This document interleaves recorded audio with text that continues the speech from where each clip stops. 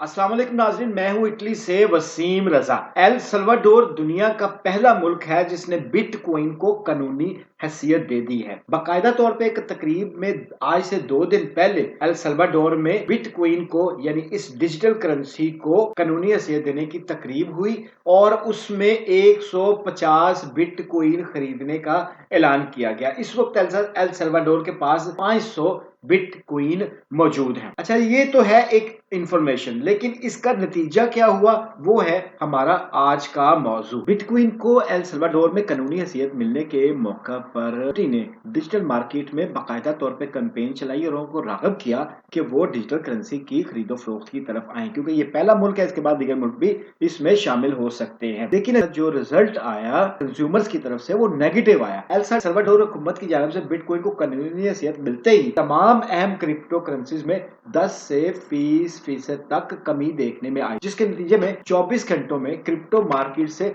410 अरब dollars का सफाया हो गया। बिटकॉइन के साथ साथ दीगर क्रिप्टो करेंसीज के अंदर भी नरखों में काफी ज्यादा कमी देखने में आई। जिन करेंसीज के अंदर कमी रिकॉर्ड की गई उनमें एथेरियम, कार्डानो, डॉज, हाइनेंस और दीगर जो करेंसीज हैं उसमें भी कमी देखने में आई। पहली और सबसे बड़ी क्रिप्टो करेंसी बिटकॉइन है। उसकी कीमत में क्या फर्क आया, पहले आपको इसके बारे में बताते हैं। बिटकॉइन की कीमत 18% कमी के साथ 41,000 डॉलर हो गई, जो जून के वर्ष के बाद सबसे बड़ी कमी है। गुज़श्ता रोज 7 सितंबर को बिटकॉइन तकरीबन 52,700 डॉलर पर ट्रेड कर रहा था, जबकि दूसरी करेंसी जो है वो बड़ी एथेरियम है, उसने भी अपनी कीमत 15% तक उसमें भी कमी नजर आई। इसके साथ साथ कार्डानो और डज कॉइन में भी 10% तक इनकी कीमतें गिर गई। डिजिटल करेंसी के नरखों में उतार चढ़ाव एक मामूल की बात है, लेकिन अगर मजमूई तौर पर इस वक्त डिजिटल करेंसीज की सूरत हाल देखी जाए तो जैसे हमने पहले कहा कि एक ही दिन में 410 डॉलर से